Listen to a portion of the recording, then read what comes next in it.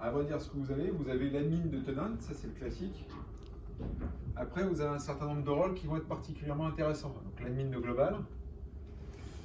L'admin de sécu, c'est quoi déjà? Alors ça, c'est pour la partie Azure AD Identity. C'est Azure AD Privileged Identity Management. En gros, ces deux rôles-là vont être des rôles qui vont pouvoir gérer cette solution-là. Et comme cette solution-là, elle a pour fonction de gérer l'accès au rôle de type Global Admin ou des fonctions quand même majeures comme Administrator Exchange, les membres de ce groupe-là, le fait qu'ils puissent gérer les groupes de sécurité, c'est un rôle extrêmement critique. D'où le fait qu'on les souligne en rouge. Ouais, alors on les a classés par ordre de criticité. Maintenant, ce que vous allez généralement croiser en termes de structure, on sait toujours la boîte qui démarre à partir de zéro, elle faut tout le monde en admin global. Quand vous allez commencer à découper, sur l'admin qui gère les utilisateurs, plus l'administration par appli. Généralement, les gens qui s'occupent d'Exchange ne sont pas forcément les mêmes qui s'occupent de SharePoint et de Teams. SharePoint et Teams, généralement, peut se retrouver ensemble. L'admin de support technique, ça c'est tout ce qui est initialisation de mot de passe et remontée de tickets. L'admin de facturation, par exemple, les gens qui sont là, par exemple, votre contrôleur de gestion, vous voulez qu'il puisse gérer les factures, etc. Vous donnez juste de l'admin de facturation, surtout pas le reste. Vous avez aussi un rôle particulier qui est le rôle de administrateur de données de conformité. Ça, c'est pour tout ce qui est discovery. Faites super gaffe à ce rôle-là. Pourquoi? Parce qu'à vrai dire, il a plus de rôle en accès que ne l'a l'admin de tenant lui-même. L'admin de tenant, il a des super pouvoirs, c'est cool. Il n'a pas accès aux données, à toutes les collections, etc. Lui, il a accès à tout. Okay. Tout partout. Et il peut faire des recherches sur des mots-clés pour bien orienter ce qu'il veut obtenir comme information. D'accord. D'ailleurs, vous verrez, en tant qu'admin de tenant, vous ne pouvez pas vous-même vous donner ce rôle-là. Il faut que ce soit un autre admin qui vous donne ce rôle-là. Vous ne pouvez pas vous l'auto-donner. Dans les rôles, juste, il existe depuis quelques mois, je crois, cet onglet-là. Rôle, ça vous liste les rôles, à vrai dire, mais alors c'est mal foutu dans l'interface, mais comprenez que ce bouton-là, il vous exporte la liste de vos administrateurs à vous. Le login de la personne et quel rôle il a. Ça permet d'avoir. Je vous l'ai fait aussi sous forme de patient. Ça vous ressort, voilà, Sébastien, il est compagnie administrateur. Ça, c'est des comptes de machin. Et puis mon Glassbreaker, j'ai donné des droits un peu particuliers. Ça, c'est des choses à aller auditer régulièrement, comprendre qui a accès à quoi dans les permissions des données. Et puis après, sur les droits, une fois que vous les avez bien découpés, l'échelon du dessus, c'est de se dire, je donne des droits, mais seulement le temps de faire les actions dont la personne a besoin. Et c'est le rôle de PIM. Exactement. Alors regardez, ici on voit peut-être mal, mais il y a marqué éligible. Éligible et permanent. Donc il y a une notion de, je vais donner des rôles Azure AD permanents. Donc là, c'est les gens qui sont toujours global administrateurs, donc c'est les gens vraiment qui 80-100% ne font que de la transfo et de la reparamétrage de tenante. Et puis on peut dire que de temps en temps, il y a des gens qui ont le droit de demander à être membres d'un groupe global admin. Et eux, on va leur dire ils sont éligibles. Et on va pouvoir dire, dans ce cas-là, tu as besoin, d'ailleurs on vérifie ton identité, donc on peut faire un coup de MFA, mais surtout d'une approbation par un tiers. Maintenant je vous propose qu'on joue ce rôle-là. On va jouer un petit peu cette démo-là. Donc comment ça se passe? En fait, je vais sur mon tenante. Juste vérifier les accès. Là, je suis en Mélanie Mathieu, donc c'est pas du tout le bon truc. Je vais tout fermer. Je vais faire un clear cache. Vous m'excuserez. J'ai déjà eu un petit effet démo tout à l'heure. Je vais pas en avoir un deuxième. Allez hop, clear cache. Voilà. On ferme. Donc là, je vais me reconnecter avec mon compte Global Admin, sur qui, odieusement, je n'ai pas mis le MFA. Ah oui, et je vais surtout me redonner un accès à Internet. Je vous montre un petit instant. C'est là. Hop, ça va arriver.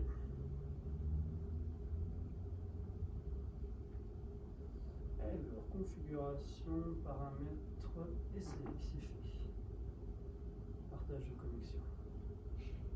Il y a un très bon Wi-Fi ici, mais le problème c'est que c'est un portail. Et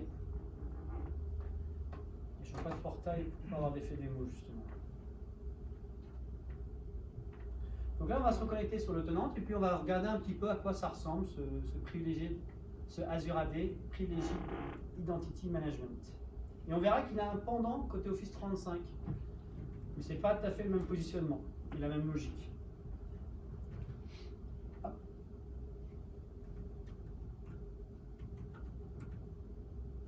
Alors, c'est bon.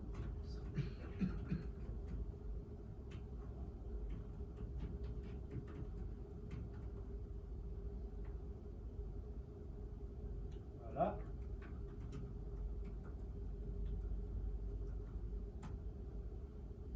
Ah, excusez-moi. J'ai pas de MFA, mais j'ai un mot de passe un peu complexe. Voilà. Donc, je vais aller côté Azure AD. Et puis, on va tester ça. Alors.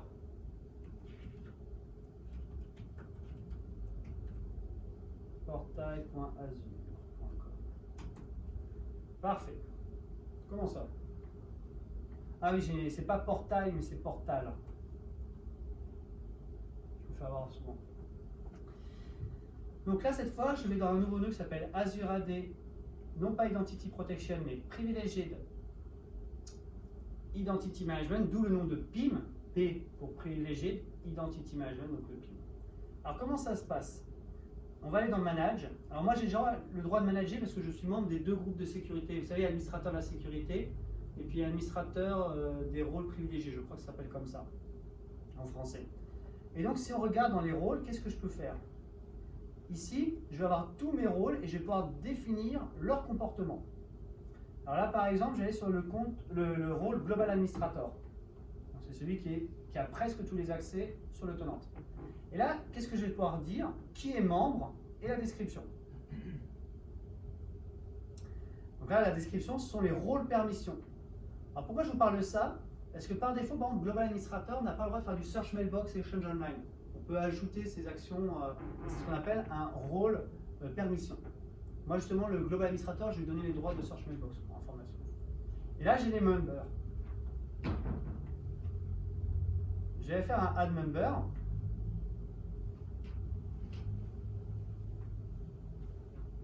Par exemple, je vais dire que lui, il est membre.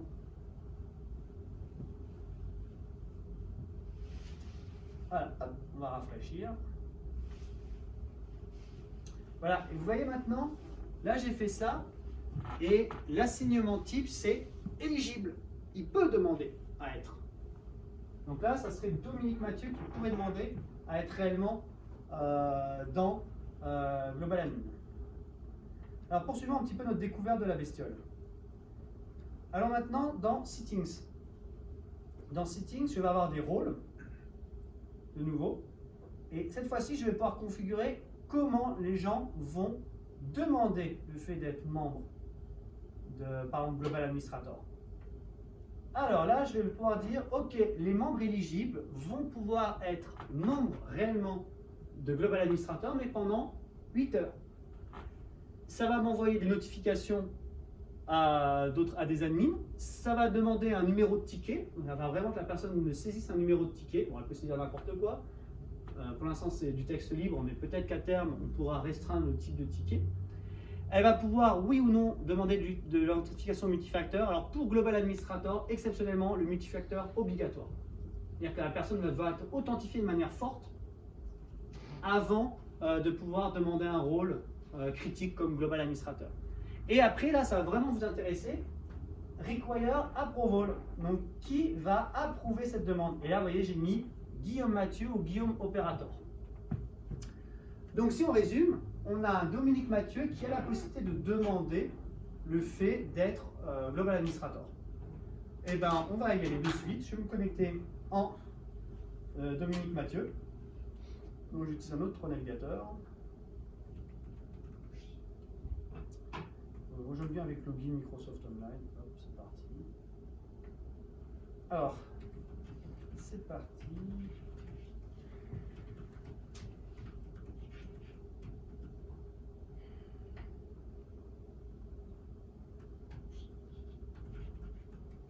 Je prépare le téléphone parce que c'est ma règle, je rappelle, de conditional access. Hein. Il n'y a que mon compte d'admin qui est sans conditionnel access, enfin sans MFA. Et si je me rappelle, c'est un crime. 8, 5, 4, 3, 7, 0. Puis je peux pas dire que c'est un compte brise-glace puisque j'utilise tout le temps. Voilà, là je suis connecté. Donc maintenant j'ai juste à copier-coller l'URL de PIM. C'est celle-là. Je vais plutôt aller sur Portal Azure. On va refaire le chemin, ce sera plus facile.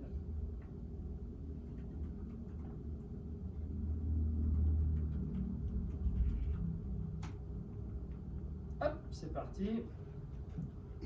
Portal.azure. Et donc je rappelle que je n'ai pas besoin d'être admin pour pouvoir voir le portail Azure. Ça c'est très important. Je ne sais pas pourquoi je suis dans Advisor. Et là, je vais pouvoir demander à voir plus de services. Et là, le service, c'est Privileged Identity Management. Voilà. Donc là, j'ai une vue d'un utilisateur standard. Alors en fait, si manage ça, ça va se griser. Hein. Voilà. Là, il a actualisé. Il a vu que j'avais 0 accès d'admin. Hein. C'est pour ça que role, member, alert, tout est bloqué. Il n'y a que Access Review. Vous vous rappelez les Access Review, la certification qui est non grisée parce que potentiellement, Dominique Mathieu, bien que ce soit un utilisateur standard, pourrait faire de l'Access Review, donc de la certification de rôle. Ça peut être un manager de l'équipe IT, mais qui n'est pas un technicien, donc il n'a pas du tout d'intérêt d'être global admin. C'est parce que je suis manage d'une équipe technique que je dois être global admin. C'est deux fonctions qui n'ont rien à voir. C'est d'ailleurs un bon technique ne fait pas le bon manager. Je suis en train de le découvrir et grosse remise en cause. Donc plus sérieusement, on va aller maintenant sur My Role. Et vous voyez, là, j'ai groupe administrator, justement, comme ils l'ont appelé pour pas global administrator. Et donc non actif, mais je vais pouvoir demander à avoir cet accès-là. C'est parti. Je vais cliquer sur Activate. Et donc voilà, je vais demander à activer le fait d'être administrateur. Alors la durée,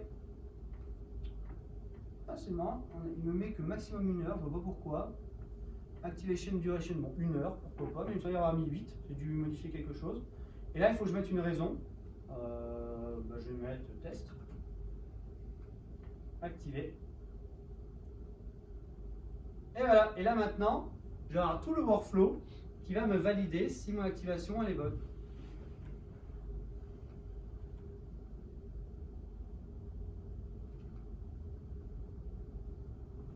Bingo.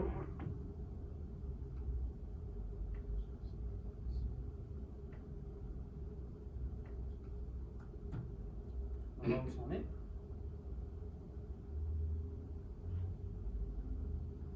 Alors il y a ça. Alors, ce que je vais aussi faire, My Role, My Request. Voilà. Alors ça c'est intéressant. Alors ce qu'on va aller faire maintenant, refresh. Ouais, c'est ça. Je vous mets un petit instant. Donc Access Valid Until 9 décembre 14h50. Mais c'est ça, c'est correct. Et bien là, a priori, on va aller checker si j'ai accès.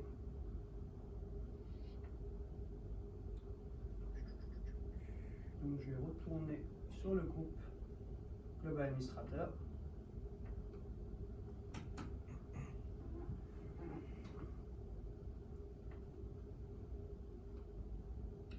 Hop, c'est parti.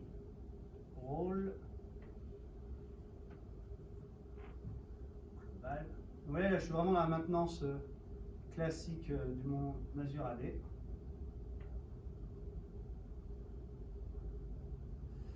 Hop. Ah oui, évidemment, mais j'ai pas approuvé. Mes excuses. Je retourne dans le portail Azure.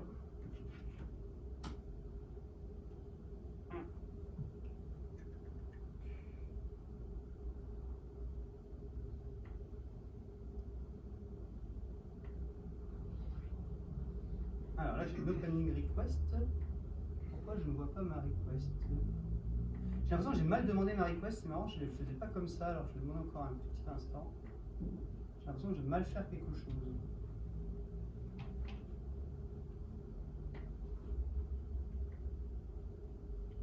Alors, Dominique Mathieu, oui. My request. Statut des comptes. Ben ouais, mais c'est pas comme ça, normalement, je te demandais, c'était étonnant. Alors, je voulais le faire. Attendez. Il y a un énorme trou de mémoire.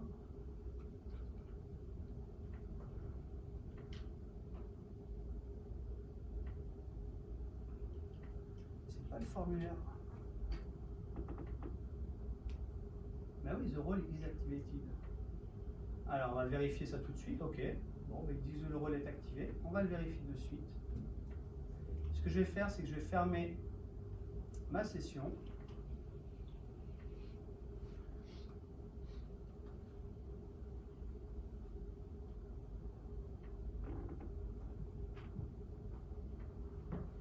Ah, c'est extraordinaire ça.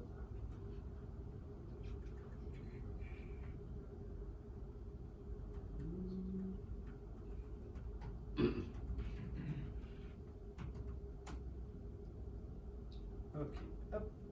Parce que...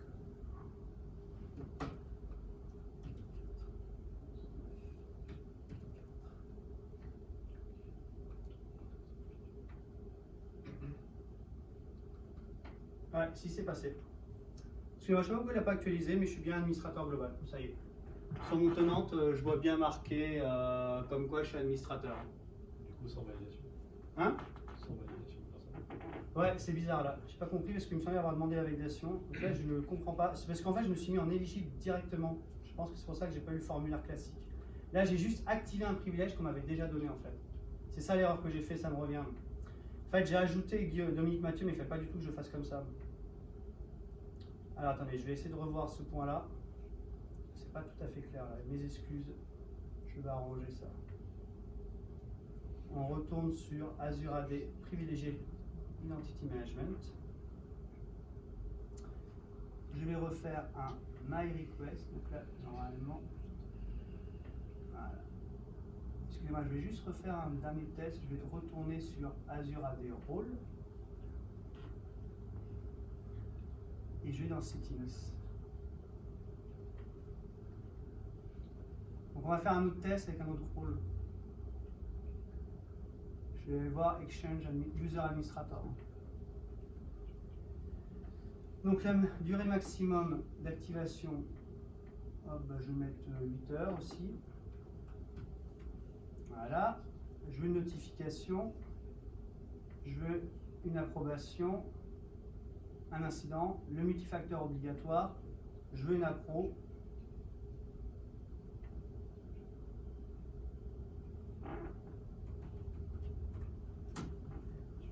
Hop, et je veux dire que eux et eux, ils approuvent.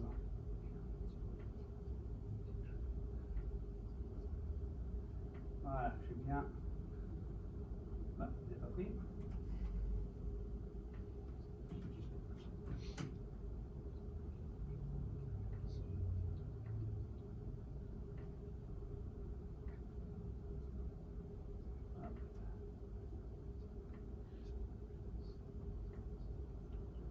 Ah oui, c'est bon, c'est le bouton Save est au-dessus. Hop, donc ça, c'est la première partie de la configuration. D'ailleurs, pour information, vous avez aussi un petit wizard sympa qui vous permet de faire ce travail-là. C'est ici. Hein.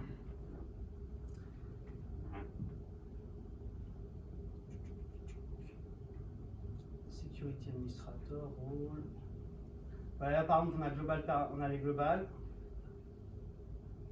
Ouais, bah, pourquoi il me déconne?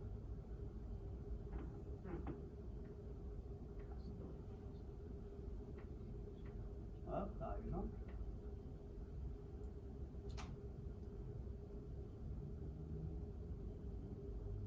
Ok.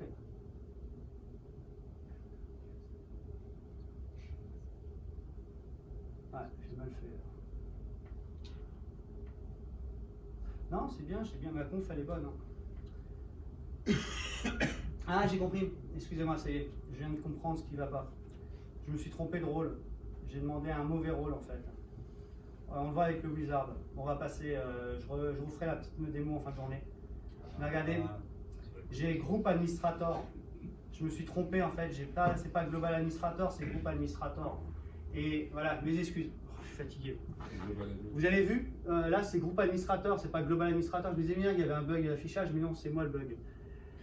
ce que j'ai fait, c'est que c'est groupe administrateur que j'ai demandé dans My Request. Et j'ai défini que Guillaume était, que Dominique Mathieu pouvait demander groupe administrateur. Et en fait, il est bien éligible. Et je l'ai ajouté à groupe administrateur, pas à global administrateur. Mes excuses.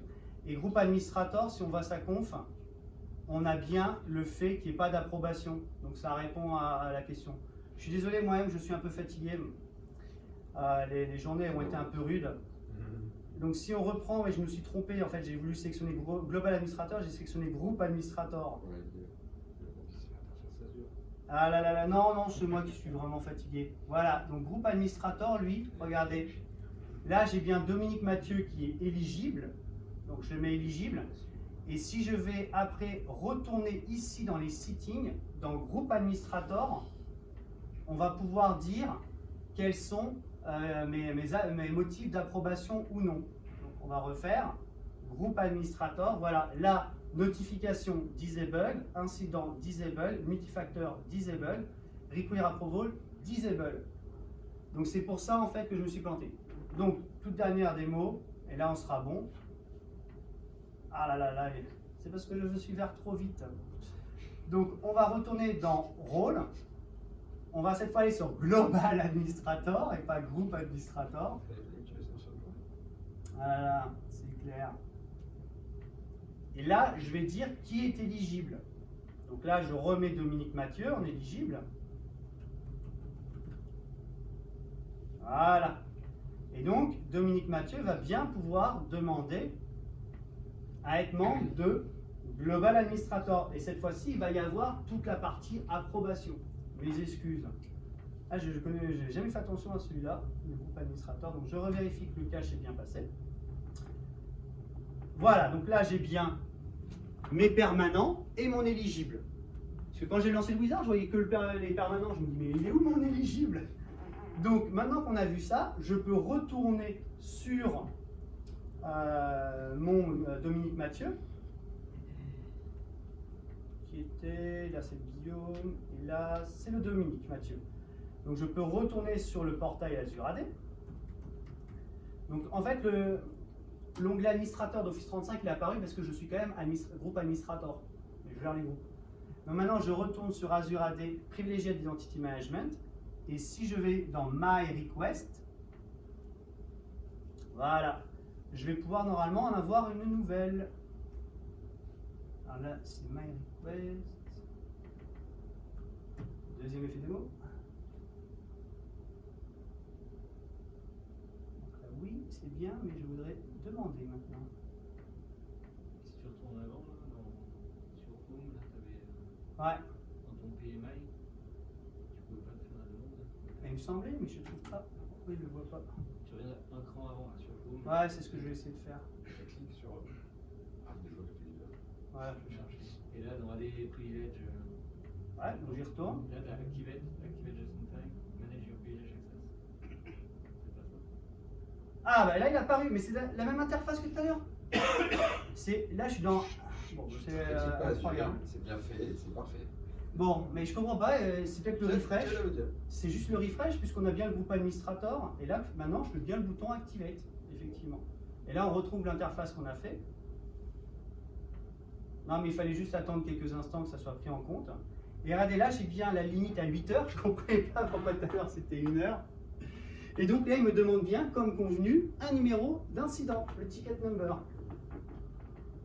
1, 2, 3, 4, 5, 6, 7, 8. Oui, ticket de système, je ne vois pas la différence avec ticket number. Et une raison, bah, j'ai besoin d'être administrateur global. Global pour activer ADAL. C'est une excellente raison, monsieur. Et voilà, et là maintenant, je vais bien être activé. Donc voilà, bah, c'est bien au final. La démo était un peu cafouilleuse, mais si on résume, on a vu comment le faire sans workflow d'approbation. C'était groupe administrateur, à l'insu de mon plein gré. Et on vient de voir comment on va l'avoir avec approbation, avec global administrateur. Donc là, ça y est, je suis membre. Il faut encore que j'ai la pro, je ne suis pas encore membre. Et donc maintenant, j'ai juste à retourner ici. Vous voyez, j'ai une pending request, global administrator. Je vais maintenant retourner au niveau du tenant en tant que Guillaume Mathieu. Et cette fois-ci, je retourne dans la section Azure Identity. Non, pas Azure Identity Protection, mais Azure Privileged Identity Management, ça sera beaucoup mieux. Azure AD Privileged Identity Management. Et ici, si je fais Approve Request, là, voilà, j'ai la demande de Guillaume, enfin de Dominique Mathieu, et Guillaume doit faire ça. Guillaume doit faire cette tâche. Adam. Voilà. Et cette fois, j'approuve. Et c'est bon, maintenant je suis bien membre de Global Administrator, enfin plutôt mon père, Dominique Mathieu. Voilà, voilà. Donc on voit que c'est vraiment sympathique pour gérer les rôles. Alors comme je me suis un petit peu emmêlé les pinceaux, donc je m'en excuse, hein, c'était bien un problème de refresh tout à l'heure. On va pas avoir beaucoup de temps pour parler d'Office 35 Access Governance. Il faut juste savoir en 2 mots ce que c'est. J'ai des captures qui sont assez parlantes. En gros, on vous dit vous êtes administrateur Exchange. Donc là, c'est un autre outil qui est complémentaire à PIM, qui nécessite Office 35 E5. Vous êtes administrateur Exchange, mais la Sécu veut brider certaines commandes. Par exemple, Search Mailbox. Bien que vous ayez mis comme quoi un administrateur Exchange ait le droit de faire un Search Mailbox, je l'ai fait, c'est la conf clairement de mon tenante, je veux brider ça. Et pour ça, avec donc Office 35 Privileged Access Management, j'ai la possibilité, c'est ce qu'on voit là, de brider certaines commandes ou certaines tâches. Donc là, je ne travaille plus au niveau rôle, je travaille au niveau de la tâche. Et là, je sélectionne Search Mailbox et je lui dis, il faut d'abord que tu demandes. Et encore une fois, je vais pouvoir avoir une notion d'approbation. Mais c'est vraiment 2 outils différents. PIM, c'est au niveau Azure AD, c'est l'équipe Azure AD qui a développé. Office 35 Privileged Access Management, c'est l'équipe Office 35. Donc c'est Azure AD, enfin Azure pour l'équipe PIM, et là c'est l'équipe Office 35. Hein? Ben, c'est pas PAM, c'est PIM, oui c'est PIM, Privileged Identity Management.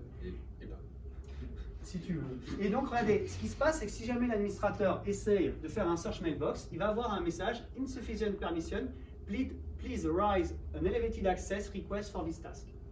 Il va donc demander à avoir cet accès-là, qu'une tierce personne peut approuver. Donc là, dans cet exemple, c'est Guillaume Opérateur qui a approuvé. Il clique sur Approve. Bingo, à partir de ce moment-là, il pourra faire l'opération.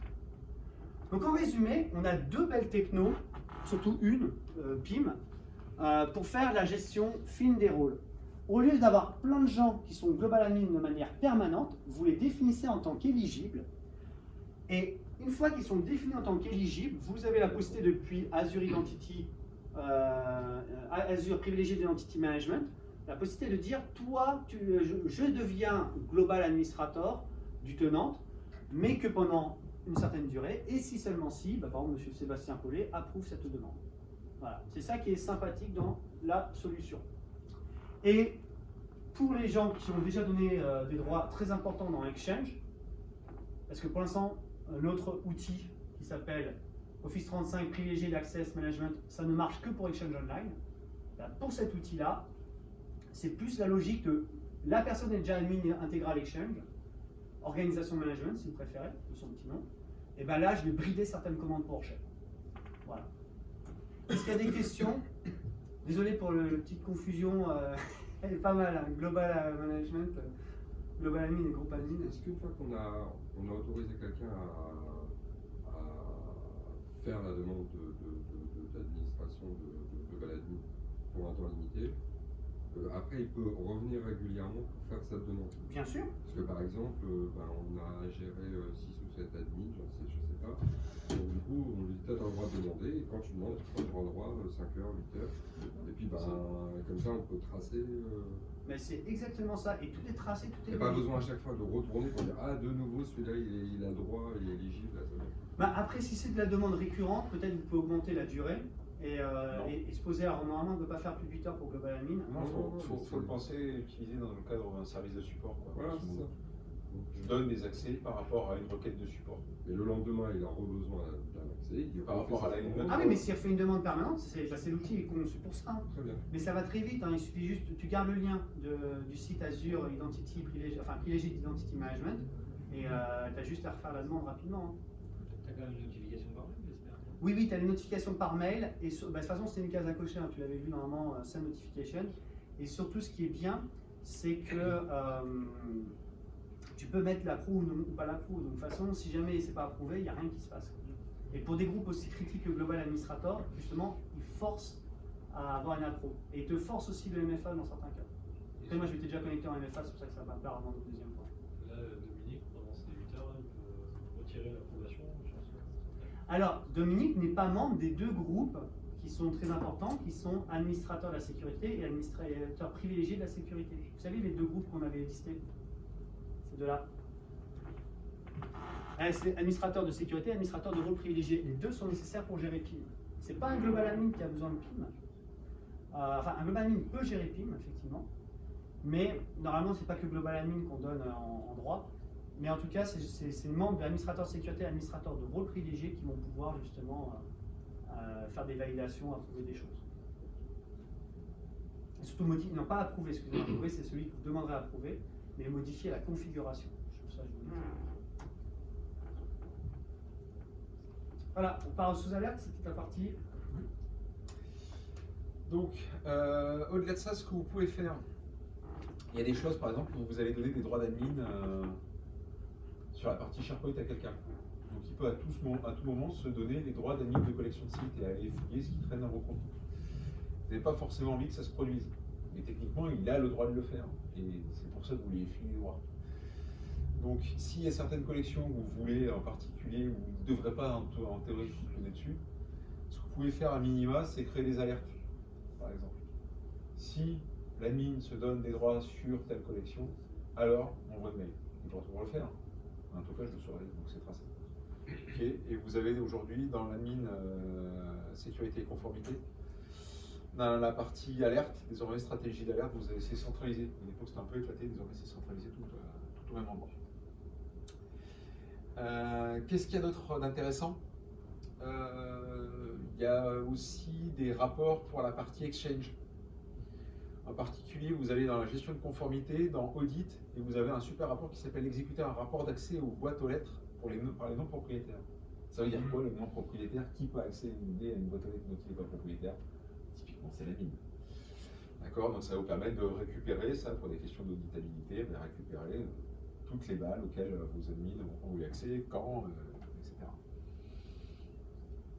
Il faut fliquer ce qui se passe. Donc, pour résumer la question de la gestion de nos chers administrateurs, POLP, c'est le principe de moindre permission. D'accord, on l'a vu au long, en large, en travers. Ça, vous le mettez en place, des permissions, vous les éclatez. Vous pouvez créer des alertes, vous pouvez auditer les logs, etc. On reparlera des logs un peu plus tard sur la manière de les exporter. Et si vous avez l'UMS, excusez-moi, vous pouvez mettre en place PIM et PAM. Alors, PAM, c'est le composant de notre ami Mime, hein, mais il était TE. Voilà. Allez, incident suivant. Donc, on a parlé de plein de trucs depuis le début de la matinée, de la journée. On a parlé du phishing, on a parlé du brute force, etc. Il reste notre problème, c'est celui de vos terminaux, justement. Vos terminaux, il peut arriver que ça se perde, il peut arriver que ça se vole. Le problème reste le même, vous avez un terminal qui se trimballe dans la nature, et comment on va prévenir, nous en tant que sécurité, parce que mine de rien, on a potentiellement les documents ou les mails qui sont dessus. Alors, petite démo sympa. Alors, c'est une vidéo, ça nous permet un petit peu d'optimiser le temps. Rapide. Alors, oui, t'inquiète, ça va être rapide. Allez, enregistrer celle-là. Hop. Bon, elle est connue, j'utilise depuis presque 5 ans cette vidéo-là. Ça marche toujours avec Windows 10, avec 2012 R2. Démarrage depuis une clé USB, mode repair, console de récup, et vous renommez des exécutables. Hein? Non. Alors en 2019, j'ai un problème, ça marche plus avec 7THC, mais en 2016, ça marche toujours bien. Windows 10, ça marche toujours bien. J'ai pas essayé en 19.09, j'ai essayé en 18.09 la dernière fois. C'est diabolique. Et il y a d'autres exécutables à part 7THC.exe. Il y a celui des touches d'accessibilité. Donc il y a pas mal de choses.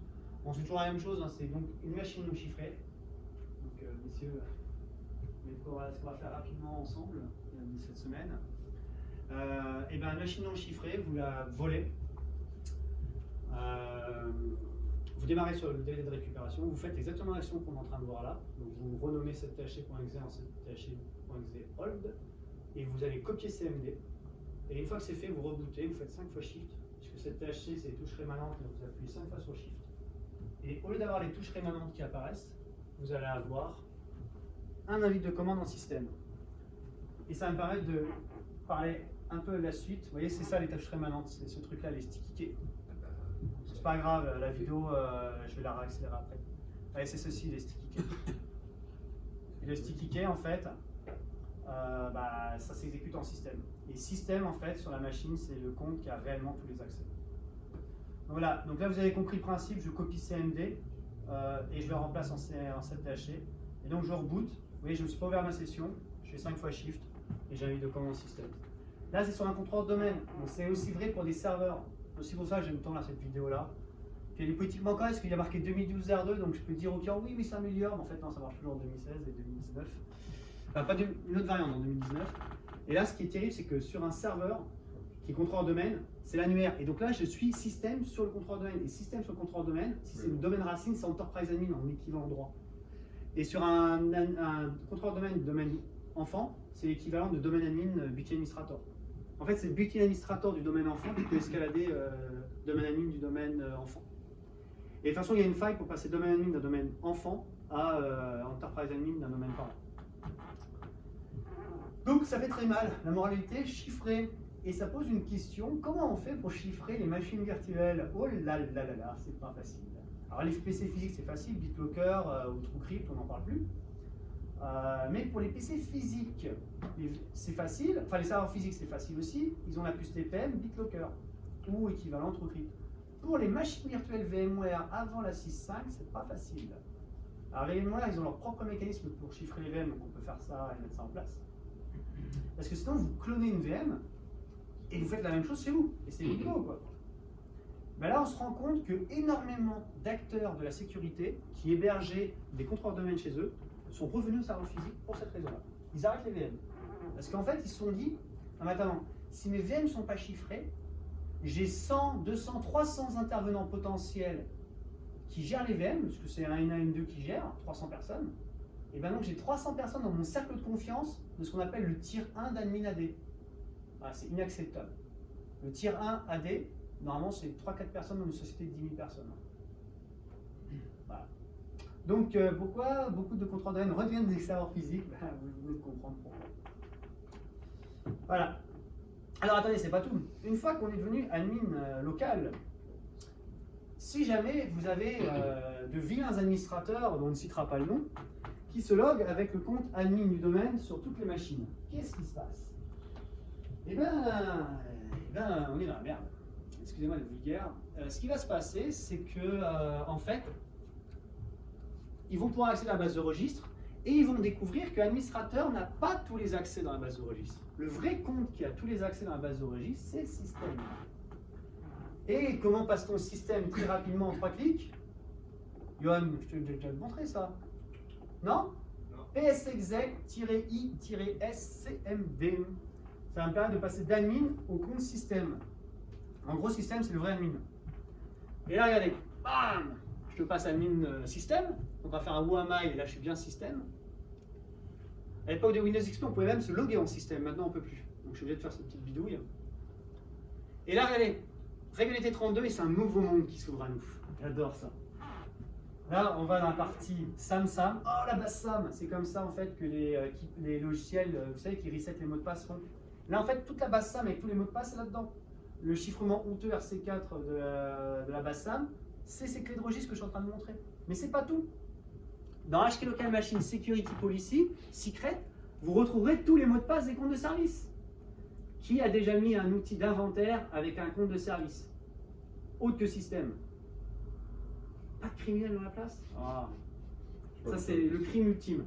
Pourquoi? Parce que le compte de service se retrouve là. Il suffit que je vole un poste et je suis admin de tous les postes. Puisque vous faites l'inventaire, vous êtes admin de tous les postes. Ah, c'est pas chaud. Et attendez, alors là, le mot de passe qui est contenu dans la clé qui s'affiche à l'écran, il est quand même masqué. Alors, je vous propose une petite démo rigolote. on va aller dans les... J'ai mis les VMware Tools en tant que domaine admin avec un compte qui s'appelle Service VMware.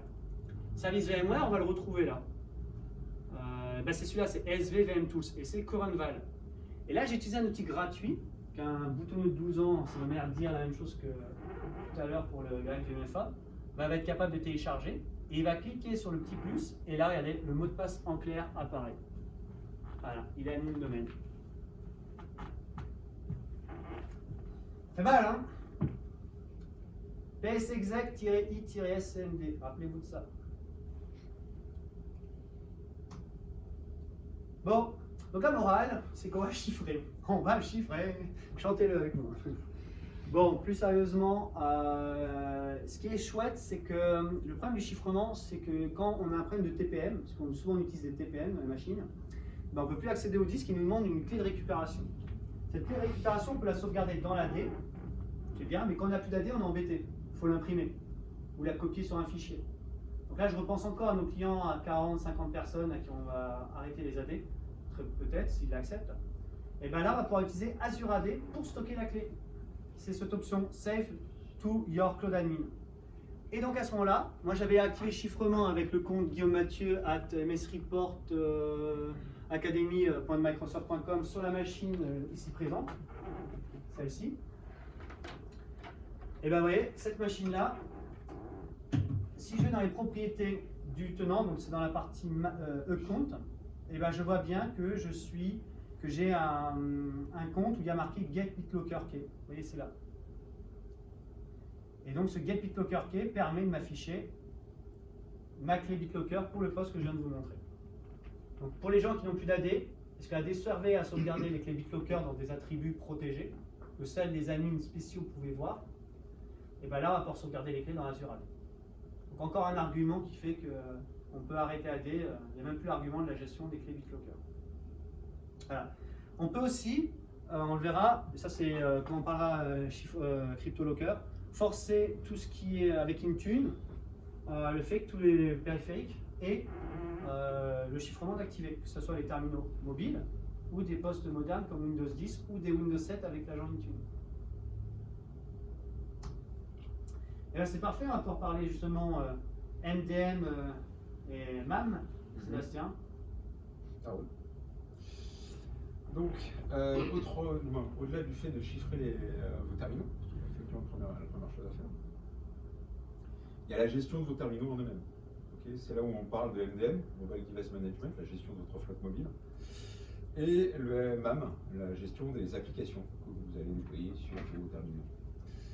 Alors, quand vous ouvrez la boîte de Pandore de Microsoft 365, vous allez vous rendre compte qu'il y a 3 outils qui ne servent pas tout à fait à la même chose. Il y en a un premier que vous connaissez depuis longtemps certainement, qui s'appelle SCCM. Lui qui est justement plutôt pour la gestion de vos postes, vos PC. Okay. Dès lors que vous ouvrez la moindre souscription Office 365, vous avez un deuxième truc qui lui est MDM.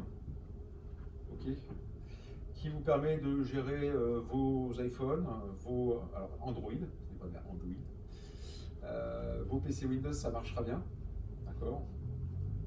Un certain nombre de politiques, de stratégies de sécurité, ok, et vous allez pouvoir faire du remote wipe, c'est-à-dire pouvoir effacer les données à distance.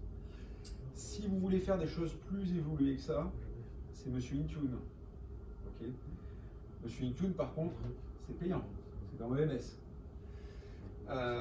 Qu'est-ce qu'il va faire en particulier? La gestion de tout ce qui est déploiement d'app, etc., c'est Intune, c'est pas autre chose. Si vous devez gérer des histoires sous macOS, donc des PC Mac, pas des PC, plutôt des Mac, c'est Intune et pas autre chose. Et puis, si vous voulez faire des app policies, des restrictions sur copie-code, des trucs comme ça, ça va être forcément là-dedans. C'est très puissant la partie application gérée dans Intune, surtout sur les Apple, un peu moins sur Android. Alors, ça s'est encore amélioré sur les Apple. Oui, alors, ce qu'on peut dire très rapidement là-dessus, ouais, c'est que sur vos terminaux, on arrive à peu près à gérer les choses correctement sur l'iPhone. Retenez que quand vous gérez l'Android, c'est la fête du slip. Google nous fout des bâtons dans les roues, il ne nous aide pas du tout. Grosso modo, votre utilisateur fera absolument ce qu'il veut sur la partie personnelle de son Android. Compliqué en fait de séparer la partie entreprise et la partie personnelle. Parce que le mode, je wipe complètement le terminal mobile quand on fait du bring your own device, c'est compliqué. Donc ce qui est bien, c'est de wiper la partie entreprise. Sauf que la partie entreprise, l'utilisateur peut s'amuser à télécharger Word, par exemple, depuis le portail standard et non pas le portail entreprise, et à ce moment-là avoir des consoles comme dit perso et pas de pro. Grosso modo, j'ai un utilisateur qui pomme son téléphone portable, d'accord, qui avait été ajouté sur qui avait été ajouté. Si j'ai pas de MS, j'ai rien du tout. Déjà, ce que je peux faire, alors bizarrement, c'est planqué dans Exchange Online. Mais vous allez dans Destinataire, vous allez sur votre utilisateur, ok, et vous allez retrouver. Vous avez un menu périphérique mobile. Afficher les détails, là vous allez retrouver tous les devices qui sont attachés à votre utilisateur. Et à partir de là, vous allez pouvoir wiper complètement le périphérique à distance. Vous vous rappelez quand vous acceptez là, les politiques d'entreprise, quand vous rajoutez un compte de messagerie sur votre téléphone perso, bah c'est ça. Ça me permet, moi, administrateur, d'aller foutre en l'air votre périphérique à la fin. Vous avez la même en PShell en dessous, ça fait exactement la même chose, c'est pas la peine d'afficher. Juste vous avez les commandes PShell qui permettent de le faire. Derrière, ce qu'il faut aussi savoir, et là la plupart de vos utilisateurs vont vous dire ah bon, je vais refaire ça, c'est qu'ils peuvent eux-mêmes le faire, on va dire. Donc ça aussi, communiquer là-dessus. Pourquoi? Parce que le jour où un utilisateur perd son périphérique, entre le moment où il crée un ticket, ça remonte au support et c'est traité, c'est quand même beaucoup plus rapide que l'utilisateur pète lui-même son périphérique tout seul comme avant. Ça serait idéal, dans la vraie vie ils ne le font pas. Mais en attendant, ils ont la possibilité de le faire, interface Outlook, encore une fois, pourquoi Outlook, ne me demandez pas. Dans Outlook, paramètres, afficher tous les paramètres d'Outlook, il est tout planqué, les paramètres d'Outlook, général, appareil mobile, il trouvera son truc, il va pouvoir écraser son téléphone de cette manière. Pour paramètres Outlook, c'est historique, parce que historiquement, les terminaux mobiles, ils avaient que la messagerie, c'était avant les smartphones, cette fonction elle date de très très longtemps. Exchange 2003, il y avait déjà ça. Voilà. L'activation d'Intune, ça je vous le passe vite fait, vous activez Intune, vous savez, on peut faire une formation Intune. L'ajout de périphérique. Ces fameux accès professionnel ou scolaire, ce que je vous propose, c'est que ça, on a une partie dans la partie 7 où on parle du crypto, où je reviendrai dessus. Mais c'est ce que je vous ai montré ce matin, tout se fait là maintenant, la jonction dans le domaine, la jonction dans Azure, c'est ici que vous devez aussi inscrire, si vous faites manuellement le périphérique dans Intune. Quand j'ajoute mon compte, voilà, je rajoute le périphérique. Derrière, depuis Intune, vous allez pouvoir rechercher, vous avez le menu appareil, tous les appareils, vous retrouvez votre appareil, vous allez avoir un certain nombre de menus. Ce qu'on va retenir, c'est qu'il y a un bouton pour complètement wiper le périphérique. D'accord ? Vous avez un bouton qui permet de wiper ce qui a été poussé via Intune. Qu'est-ce que je veux dire là-dessus? L'écrasage de périphérique à distance, c'est très bien quand c'est un périphérique de société. Si vous êtes en Bring Your Own Device, soyons clairs, vous ne pourrez wiper pour ces gens-là. Alors, si le mec vous dit je l'ai perdu, on va dire qu'il est d'accord pour que vous effaciez tout à distance. Dans ce cas-là, vous êtes à peu près bon. Mais vous avez le cas de la personne qui se barre de la boîte, par exemple. Assez sèchement. Assez sèchement. Et vous voulez lui flinguer les données qu'il pourrait avoir sur son téléphone mobile. Soit vous vous amusez à supprimer ces données perso, c'est-à-dire remettre en factory son téléphone mobile. Et à mon avis, je pense que ça va mal se passer si vous faites ça. Soit vous pourrez wiper, mais uniquement ce qui a été poussé via Intune. Mais à vrai dire, c'est pas grand-chose.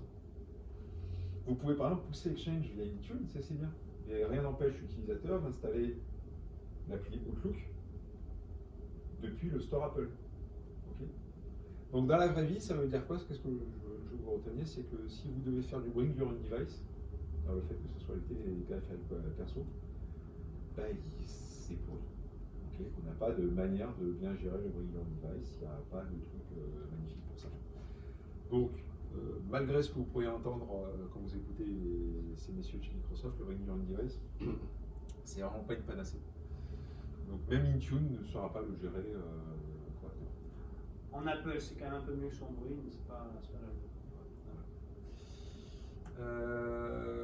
donc, nouveauté Ignite. Et à vrai dire, ça c'est déjà en production. En tout cas en preview, c'était parce que je suis en avance sur mon tenant. Mais donc je vous dis, on a SSM, on a MDM, on a Intune. Désormais, on a un nouveau truc qui a été annoncé, qui s'appelle le Endpoint Manager.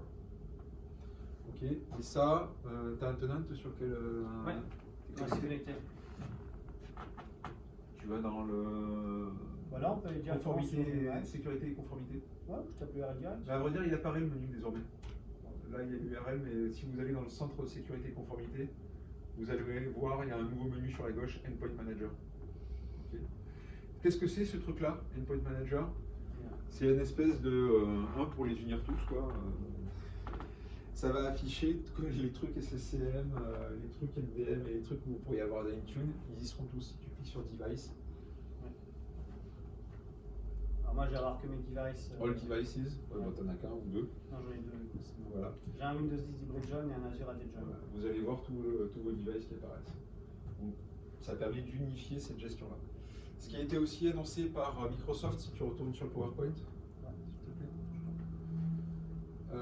c'est que vous avez la vue consolidée sur les périphériques. Ce qu'ils ont aussi annoncé, et qui est pas, que j'ai pas encore vu moi en prod, c'est qu'on devrait avoir des recommandations de sécurité. Du genre, ce périphérique-là, aujourd'hui, on voit qu'il est à telle version de l'OS, ou il a telle version du software, on sait que telle version de la JRE, par exemple, elle a telle faille, vous devriez monter la version de la JRE, vous devriez monter la version de l'OS. Et vous devriez avoir aussi un truc qui s'appelle le score de productivité. Le score de productivité, à vrai dire, c'est plutôt une histoire de perf, c'est-à-dire combien de temps met la machine à booter, etc. etc. Ok. La morale de l'histoire, c'est surtout n'achetez pas sans la software assurance, tout ce qui est licence de l'ex-SSL. Maintenant, ça s'appelle Microsoft Endpoint, SailPoint, Configuration Manager, je crois qu'ils l'appellent comme ça. Ils l'ont renommé. Et ça, c'est très important, n'achetez pas sans la software assurance, vous louez la licence. Et de mémoire, la licence de ce produit-là, vous l'avez au travers d'une licence EMS. Dans Microsoft 365, en tout cas, vous l'avez. Donc faites très attention à au moins être en software assurance, parce que c'est un produit c'est des produits qui vont énormément évoluer. Avant, il y avait un connecteur entre SSM et Intune, il a été déprécié, là ils refont un chapeau, bref, tout va changer. Et surtout avec la vitesse de sortie des Windows 10, pensez à acheter soit en locatif, vous avez fait de la location, ou pas un achat, ou soit avec la software assurance en cas d'achat. C'est très très important. Et depuis Device Manager, vous pourrez de la même manière péter vos terminaux à distance. Ok. Vous pouvez aussi lancer des analyses, mais ça c'est à vrai dire, c'est ce que vous aviez dans Intune. Vous pouvez lancer des analyses de sécu, des choses comme ça si vous utilisez du Windows Defender. Donc à retenir, vous pouvez faire de la suppression de données à distance si vous faites piquer vos périphériques via MDM. Bitlocker, chiffrez tous les terminaux. Sinon, je me ferai un joie de transformer votre machine en la mienne. Alors moi j'en ai qui me disent non, je bitlock pas, ça ralentit trop les perfs. Alors, disque SSD. La réponse, c'est un disque SSD. Disque SSD, c'est C'était les gens qui étaient imperceptible. sous Mac, je ne peux pas dénoncer. Ils ont des SSD sous Mac. Mais achetez autre chose, mais sinon venez pas me parler de sécurité, quoi. Le mec qui me disait ça, c'est des mecs qui faisaient des sondages pour des organismes européens. Et des sondages qui parlaient de données de santé, de trucs comme ça. Donc en termes de RGPD, il était déjà. Je n'ai pas réussi à le convaincre. Je suis bon, bah, écoute, c'est ton risque, moi je t'ai prévenu, c'est écrit, tu fais ce que tu veux. Donc voilà sur la gestion des terminaux à distance. On va passer sur un nouveau chapitre qui est très à la mode depuis 2 mois, surtout. Ouais. J'aimerais ne pas trop vivre chez certains. Alors, Les crypto-lockers. Ouais, les crypto-lockers, si juste je peux introduire un peu le sujet, donner 2-3 trucs. Ouais. C'est devenu la fête du slip, de même que la démo que je vous ai faite tout à l'heure, un gamin de 16 ans peut le faire. Les crypto-lockers, c'est devenu extrêmement mature. Et il y a des trucs qui traînent clé en main.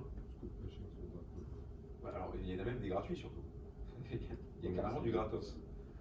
Donc derrière, et là, les expériences que j'ai vues derrière moi autour de moi, c'est pas moi qui les gère ces trucs-là, mais autour de moi, grosso modo, en discutant avec le gars, il s'est rendu compte que le mec était même pas foutu d'envoyer ses mails derrière un VPN. Donc il a réussi à comprendre où était le gars, il était en Lituanie. Et il a fait un petit coup de bluff et le mec s'est couché de suite sur les ransomware. Ça veut dire quoi? Ça veut dire que c'est des gamins qui font ça. Des enfants de 16 ans, sans formation technique, qui appliquent des procédures. Je l'appelle le boutonneau de 12 ans. Plus sérieusement, des enfants de 16 ans. J'aurais eu les outils à l'époque, je l'aurais fait aussi. Ouais, vous faisiez du Luke Never quand on était ado, bon bah voilà, là, c'est le ransomware de l'époque. Ah, voilà. Mais a tendance à vous pourrir réellement l'existence. Juste par contre, n'hésitez pas quand même si un jour vous vous faites taper par des ransomware. L'instant ça fleurit. Regardez bien les mails, regardez bien les IP, essayez de faire un peu d'ingénierie autour. Commencez pas tout de suite en archivant dans votre froc, et aussi bien vous pouvez remonter le gars et le jouer au bluff. Quoi. En mode, j'ai des copains dans ton quartier, on va débarquer avec une batte et on va voir ce qui se passe. Il y a un point qui est important. Les ransomware ont amené un grand changement. Les sauvegardes en ligne uniquement, vous arrêtez ça, c'est un suicide. Un environnement, avec les ransomware, on va en parler dans quelques instants, mais un client qui est une grande banque a perdu en 20 minutes 2000 machines, 300 serveurs, et surtout ses sauvegardes. Encore un autre client pour qui je vais intervenir très probablement la semaine prochaine vient de faire la même chose. Ils ont fini par payer pour juste déchiffrer sa sauvegarde, parce qu'ils vraiment ils s'en sortaient pas et ils perdaient tout. Et c'était une boîte à 10 000 personnes. Donc vraiment faites très attention. La méthode c'est toujours la même. On a une faille applicative, on devient administrateur d'un des serveurs. Donc là j'ai pas un accès physique, donc je peux pas faire la petite bidouille que je vous ai montré avec le 7PHC ou équivalent, il y a d'autres exécutables. Là, je vais avoir une faille, donc on va utiliser Bluekeep. Alors je l'ai utilisé la faille Bluekeep, là on l'a en démo. Malheureusement, elle fait beaucoup d'écrans bleus, elle ne fait pas l'invite de commande système. Ou alors il faut qu'on ait de la chance, c'est 9 fois sur 10 écran bleu, 1 fois sur 10 invite de commande en système. Une fois que je fais le menu admin local, je refais la même chose que tout à l'heure. Je fais de la fouille de la base de registre, ou j'utilise un autre outil qu'on appelle Mimikatz qui va nous permettre d'aller fouiller le contenu du process LSASS. Tout à l'heure, on a fouillé la base de registre, le cache des services. On avait aussi dans la base de registre, j'en ai pas parlé, mais le cache de logon. Donc quand un domaine admin se log sur votre poste, il y a un cache, ce qu'on appelle le MS Cache V2, qui lui aussi est cassable. Il y a des rainbow tables, c'est-à-dire des mots de passe avec leur équivalent à MS Cache V2. Donc les gens, ils ont des millions de lignes, ils rentrent le MS Cache V2 et ils tombent sur le mot de passe équivalent. Parce que c'est pas salé, donc c'est toujours la même réponse. C'est des haches bien merdiques en gros. Donc faites super gaffe à ça. Donc avec des Mimikatz, on va pouvoir voir cette partie LSASS. Oui. Il y a une question du coup, quand tu te logs, donc quand tu te logs sur la machine, ok, on a mis, et quand tu... Run as, c'est pareil. Ouais, si tu fais un... C'est interdit. Le run as sur un poste standard ne doit pas être fait. Vous savez la plus grosse bêtise que vous avez à faire, installer les outils d'administration sur votre poste de travail standard. Parce qu'un run as, c'est une ouverture de session. C'est juste ce qu'on appelle une ouverture de session secondaire et ça se comporte de la même manière. Ça génère un profil, ça génère, si la mise en cache hors connexion elle est activée, ça génère des entrées dans la base de registre. En gros, il y a une GPO qui dit ça permet de stocker le cache des dernières sessions. Et vous savez à quoi sert ce cache? Tout simplement que le soir, quand vous avez envie de regarder votre petit film ou votre Netflix avec votre femme, vous prenez votre PC entreprise, vous branchez, vous allez sur Netflix et vous êtes ouvert votre session en tant que Guillaume Mathieu de flexi.fr. Et je ne suis pas de contrôleur domaine flexi.fr chez moi. Mais j'ai mon cache. C'est-à-dire que mon login mot de passe est dans la base de registre. Et donc le système, il fait ce qu'il veut. Il peut y accéder. Et si l'ordinateur peut le déchiffrer, vous aussi, en tant que système, vous pouvez le déchiffrer. Il n'y a pas de magie. Donc tout ça, là, c'est de l'analyse base de registre. Donc maintenant, on va voir Mimikatz. On va voir comment avec Mimikatz, on casse tout ça. Alors oui, une fois qu'on a Mimikatz, on chiffre les données, une fois qu'on est devenu domaine admin. Et après, on génère le golden et on se planque. Et on va voir comment avec Death Internal et Mimikatz, on peut générer un golden. Alors, je n'aurai pas le temps de faire toutes les démos d'attaque. On a quand même bien rattrapé, il nous reste 30 minutes avant l'heure finie. On a que 30 minutes de retard et on sera à l'heure. On sera à l'heure. Donc voilà, Metasploit, exploitation de la faille Bluekeep. Ah, on va adorer ça. Alors, je me suis fait plaisir hier soir. Je suis mis tard, mais ça marche. Mieux que mon mime, là où j'étais très déçu. Donc, je vais me rattraper. Alors, plus sérieusement, on va aller sur ce serveur qui a quel IP? Lui, c'est la 127. Donc, on a une victime. La victime s'appelle IDD Hack. C'est un pauvre de militaire 2, même pas à jour. Donc, en gros, il y a un criminel qui a installé un de militaire 2 sans le mettre à jour depuis X temps. C'est moi le criminel. Donc là, je me log sur la station de hacking sur laquelle j'ai préalablement désactivé Defender. Ouais, parce que Windows Defender, il est casse-pied avec notre ami Metasploit. Donc, comment on désactive Windows Defender? gpedit. Hop, je vous montre très vite fait, c'est comme ça que vous saurez le faire. Parce que je ne l'ai pas documenté dans les slides. gpedit.msc, on va dans Administrative Template, Windows Defender, Turn on Windows Defender. Alors les autres, là, les Kaspersky qui bloquent le fait d'arrêter le service, oui, c'est du bricolage. Il suffit de modifier à base de registre démarrer et de toute façon, je peux le rendre inopérant en OS. Donc ça ne me choque pas, moi, qu'on ait cette clé de registre ou GPO pour désactiver le compte. Je t'en pique un peu. Ah, c'est bien. Donc voilà, là, j'ai bien mis Disable. Au revoir Windows Defender. Ah non, j'ai mis un Enable. Bah, disable. Mais c'est Turn On. En off. Bah, Ah, qu'est-ce que oui. ça veut dire ça? Ouais. Oh là là. Alors à moi.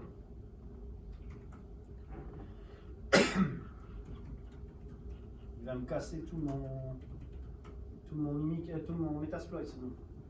Voilà, donc là c'est bon, je l'ai bien remis. Donc là je dois avoir un Windows qui va pas être content parce qu'il n'y a plus de Windows Defender. Hop, ça c'est fait. Alors maintenant qu'on a fait ça, on va aller se connecter sur la victime. Alors la victime, je vais la prendre plutôt comme ça. Avec l'hyper-V. Allez la victime. Le c'était un petit malheureux, mais... Ah, et je vais même copier tout ça. Alors ça a pas mal changé Metasploit, j'étais un peu perdu hier, je ne vous cache pas.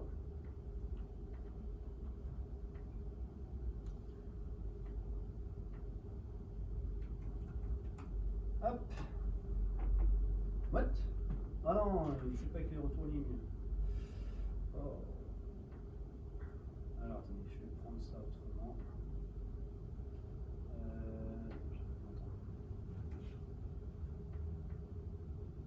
Voilà. Sinon, je suis pas très doué à la souris. Sans la souris, je me sens vulnérable. Voilà, c'est mieux. Alors, c'est celui-là que je vais commencer à faire. Donc, c'est ces deux points, framework, voilà. J'ai galéré à retrouver en fait où était le Metasploit.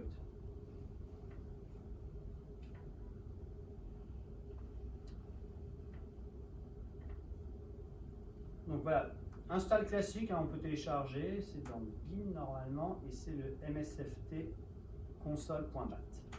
Voilà. Ah oui, excusez-moi, il faut le lancer en tant qu'admin. Alors comme j'ai triché, je suis en admin local, j'ai pas le problème, mais je préfère. J'ai pas dû assez, mais pensez quand même à le lancer en tant qu'admin. Une fois qu'on aura fait ça, ce qu'on va faire, c'est qu'on va loader l'exploit. Donc loader l'exploit, c'est ça. Ça, c'est l'exploit qui n'est d'ailleurs pas bien fini pour BlueKeep. BlueKeep, je rappelle, c'est la faille sur le RDP. Donc tous nos amis qui ont du RDP non à jour sur Internet, l'urgence de patcher, sinon vous leur faites ça ce soir et ça fait écran bleu. Voilà, ça met un petit peu de temps à se loader, il ne faut pas se formaliser. Voilà. Allez. Je sais jamais si je le mets en pause en faisant entrer ou pas, donc on va voir. Ça, ouais. Ça marche sur 2003. Ouais, ça y est, c'est bon. La BlueKeep, il me semble que oui. Donc première étape, je copie le use exploit.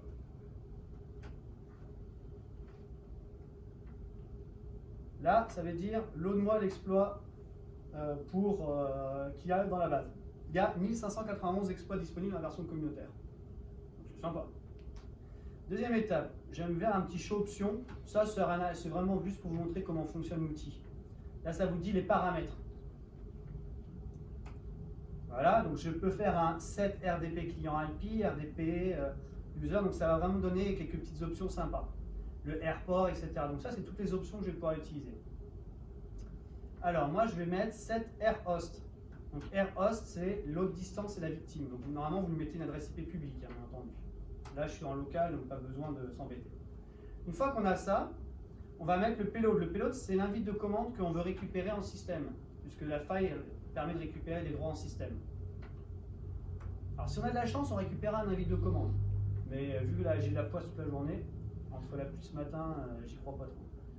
Là, ça, c'est sur qui je vais récupérer l'invite de commande, donc sur moi-même. Hop, à partir de là, le port sur lequel je veux mon terminal, 4444.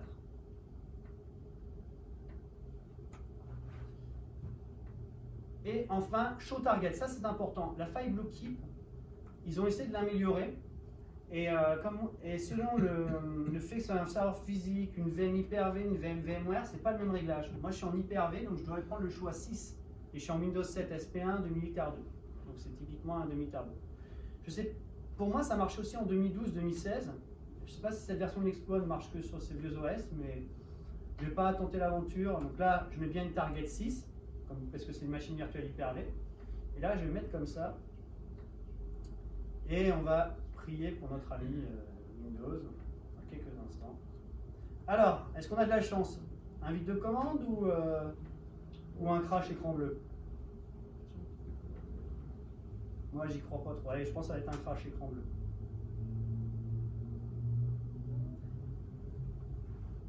Alors, allez, un avis de commande. Un avis de commande. Il y a une chance sur 10. Non, je vais pas voir l'écran bleu sinon. Ça attend, ça attend. Bam! Bon, bah, écran bleu. Un peu de chance. Vous n'avez pas prié assez fort. Bon, n'empêche, ça fait mal quand même.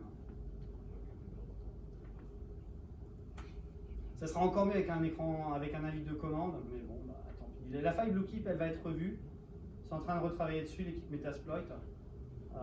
Je pense que la version communauté, je ne suis pas sûr qu'ils aient accès, mais j'ai l'impression qu'il y a d'autres exploits qui vont améliorer. Ils sont vraiment en train de bosser dessus. Bon, je m'attendais à voir ça, donc j'avais quand même fait la capture. Alors maintenant, imaginons qu'on ait eu un avis de commande en système. Malheureusement, ça n'a pas suffi dans l'exploit.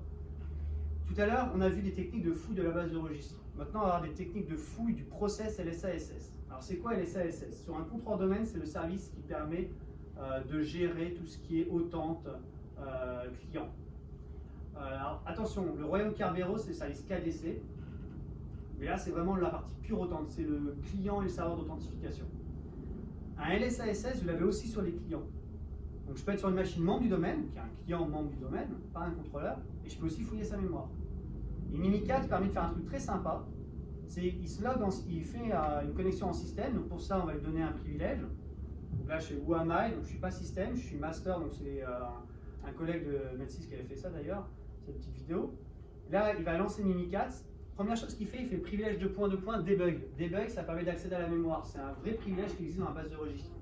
Enfin, dans les rôles d'administration, dans les stratégies de GPO, à un moment, vous avez parti à options de sécurité, et là, vous voyez tous les rôles possibles. Et bien, en gros, debug, ça permet d'accéder à la mémoire, comme un programme. Et donc, une fois que j'ai ça, je peux accéder à toute la mémoire, y compris le process LSASS. Donc, je tape la commande securelsa .login password, et ça va me lister tous les comptes qui sont en RAM côté LSASS. Donc, prenons un serveur RDS. Tous les clients sont dessus, dont le fameux VIP auquel j'ai envie de piquer le mot de passe en clair. Alors après, on parlera du pourquoi on a le mot de passe en clair. Ah, mais c'est pas vrai. Hop, on va mettre pause. Voilà, on bouge. Donc, imaginez que je fasse ça sur un serveur RDS. J'ai les mots de passe de tous mes utilisateurs qui vont sortir en clair. Tous. Maintenant, la question, c'est pourquoi, des fois, j'ai le mot de passe en clair ou des fois, j'ai le hash. En fait, ce qu'il faut savoir, c'est qu'il y a un vieil algorithme bidon qui s'appelle Digest qui permet d'avoir du chiffrement réversible. Il faut désactiver. Par défaut, les Windows sont configurés pour autoriser le digest.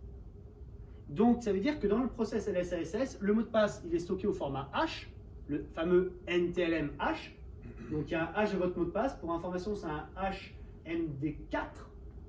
MD4 ou MD5, donc c'est vraiment pas terrible. C'est un vieil algorithme des années 70. Et mais il y a aussi le HLM. Ça, c'est quand vous avez le LMH. Alors ça, c'est encore pire. C'est l'algorithme Windows 3.11. C'est le LAN Manager. Et effectivement, il y a une clé de registre qui permet de dire que quand je réinitialise mon mot de passe, je ne le réinitialise plus pour le format LMH. Et donc à ce moment-là, il affiche une valeur n'importe quoi. Donc ça se trouve, ça c'est la valeur n'importe quoi, parce que je ne me rappelle pas avoir capturé avec du LMH. Donc LMH, j'ai vu, NTH, et le mot de passe en clair, ça c'est à cause du protocole Digest. Donc il y a une petite clé de registre à mettre pour que, au GPO, pour dire que je ne stocke plus le mot de passe au format Digest, donc format réversible. On se rend compte de la catastrophe. Là, avec cette simple technique, là c'est vraiment basique, hein. Je viens de récupérer les mots de passe de tous les comptes à fort privilège. Donc, un admin d'un serveur RDS, c'est un mec qui peut faire énormément d'élévation de privilèges au travers des condensateurs qui se connectent sur un RDS. Alors il y a plein de techniques, c'est pas une session qui est dédiée à ça, sinon notre ami Sébastien va me frapper, il reste 40 minutes. Vous voyez comment il est féroce avec moi. Et puis il va plus se piquer avec moi, je serai embêté. Mais plus sérieusement, il y a d'autres attaques, NTLM passe de hash, Kerberos passe de ticket, qui consistent à rejouer les hashes que vous avez volés pour faire comme si vous étiez utilisateur. Je n'ai pas du besoin du mot de passe en clair. Il y a une attaque qui s'appelle NTLM passe de hash ou une attaque qui s'appelle Kerberos passe de ticket, je peux faire la même chose. NTLM passe de hash, c'est vraiment son comportement standard. Si ça vous intéresse, j'ai encore 3 ou 4 vidéos, je pourrais vous les présenter, mais après la fin de la session officielle. Là, on va se concentrer sur autre chose. On va dire que j'ai réussi à voler le hash d'un compte à fort privilège et maintenant je me log sur le contrôleur de domaine. Je ne suis pas encore domaine admin, je suis juste un mec qui a le droit de faire la maintenance sur les contrôleurs de domaine. Et bien là, j'ai installé un module qui s'appelle desinternal. Donc là, c'est vraiment le stress. Il suffit de faire install module desinternal, donc je vais le faire de suite sur ce contrôleur de domaine. De mémoire, il était déjà installé desinternal. Donc là, voilà, je suis un mec qui a des droits, je suis BT administrateur. Et là maintenant, je vais me planquer. Donc je vais faire un install module desinternal. Cet outil, c'est le diable. En gros, voilà, il est déjà installé de mémoire. En gros, ce desinternal, qu'est-ce qu'il va me permettre? Il va me permettre de me faire passer pour un contrôleur de domaine. Je vous ai expliqué les différentes techniques. Fouille de la base de registre, inspection du process LSASS. Je ne vous ai pas parlé maintenant du trafic de réplication AD. Il y a une librairie standard qui permet de gérer la réplication d'objets entre deux contrôleurs de domaine. Cette librairie-là, elle s'appelle MSDRSR. En gros, l'attaque que je vais vous montrer consiste à se faire passer pour un contrôleur de domaine pour aller demander les informations secrètes d'un objet de l'Active Directory pour un autre contrôleur de domaine, comme si je voulais répliquer cette information d'objet. Je vais juste dire au contrôleur de domaine partenaire, on va dire que Sébastien Paulet a été promu contrôleur de domaine, je te félicite Sébastien, tu es un magnifique contrôleur de domaine. Moi je suis le contrôleur de domaine fictif, le pirate, le rogue, le traître, le Judas. Et donc je vais demander à Sébastien, gentil Sébastien, donne-moi le compte de Johan Lech, il est ici présent, donne-moi son NTH. Normalement, cette information, vous pourriez vous dire, un admin de domaine peut l'avoir. Sauf que non, ça fait partie des formations sensibles que même un admin de domaine ne peut pas avoir. Je peux réinitialiser le mot de passe de Johan Lech, mais je ne peux pas, voir le mot de passe. Parce que c'est un champ d'un attribut caché qui s'appelle Unicode PWD. Et Monsieur Windows ne veut pas que les admins puissent voir Unicode PWD. Et bien là, avec l'attaque qui s'appelle DCSync, je vais pouvoir le faire. Vous voyez, Unicode PWD, il a note 7. En fait, c'est parce que j'ai juste pas le droit de le voir. Unicode PWD contient le hash du mot de passe utilisateur au format MD4, c'est ce qu'on appelle le NTH. C'est ce qu'on voyait tout à l'heure. Et bien regardez, évidemment, Johan, ton compte ne s'est pas créé puisque la démo mine a foiré. C'est ta faute, j'aurais pas dû prendre ton compte. Je suis sûr que tu vas porter la presse. Non, plus sérieusement, on va voir maintenant la fameuse commande qui est diabolique, qui est celle-ci. Get ADREPL le compte, et en fait, ça va me permettre de récupérer. Alors là, je fais sur le compte, non pas du Johan, mais un compte utilisateur qui s'appelle KRBTGT, qui n'est pas n'importe qui. On va en parler juste après, mais je peux le faire avec admin si vous voulez. Et donc là, regardez, bam, le mot de passe au format MTH de KRBTGT, il est là. Mais juste avant KRBTGT, on va aller parler d'un autre, on va faire avec un compte admin standard. Donc là, j'ai le NTH de mon compte KRBTGT. Je propose la même démo avec le compte administrator.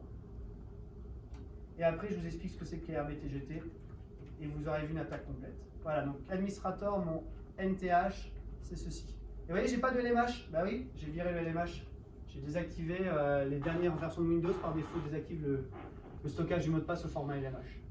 Donc là, mon NTH, c'est ça. Ça veut dire que là, je peux faire très rapidement une attaque qui s'appelle NTLM pass de hash qui va me permettre de me loguer en tant qu'admin local, par exemple, et me faire passer pour administrateur. Là, vous m'avez volé cette valeur-là, vous avez le nom de mon domaine, vous pouvez faire NTLM pass de hash. Mais on va faire encore mieux. KRBTGT, c'est la préfecture de police Kerberos. Vous savez, quand vous allez renouveler votre carte d'identité, vous avez bien un tiers de confiance. C'est la préfecture de police. Et bien, cette préfecture de police en Kerberos, dans le royaume Kerberos, donc Kerberos c'est le protocole d'authentification, et bien il y a besoin d'un KKDC. Et KKDC est généré à partir du NTH de KRBTGT. Donc si vous récupérez le mot de passe de KRBTGT au format NTH, vous pouvez vous faire passer pour KKDC, vous pouvez forger des tickets Kerberos à votre volonté. Des tickets pour des comptes qui n'existent pas, c'est stupide mais vous pouvez le faire, parce que vous allez faire cramer. Mais des tickets d'une validité de 10 ans, ou là vous allez encore vous faire cramer, c'est un ticket bizarre, mais disons un ticket d'une validité standard de 10 heures pour un compte administrator qui a les bons droits. Et c'est vous qui le forgez de rien du tout. Il vous suffit juste de taper la commande suivante, que je vous ai mis dans les slides, en ma grande bonté, qui est celle-ci. Et donc on va arriver à la morale de l'histoire, qui est la conclusion.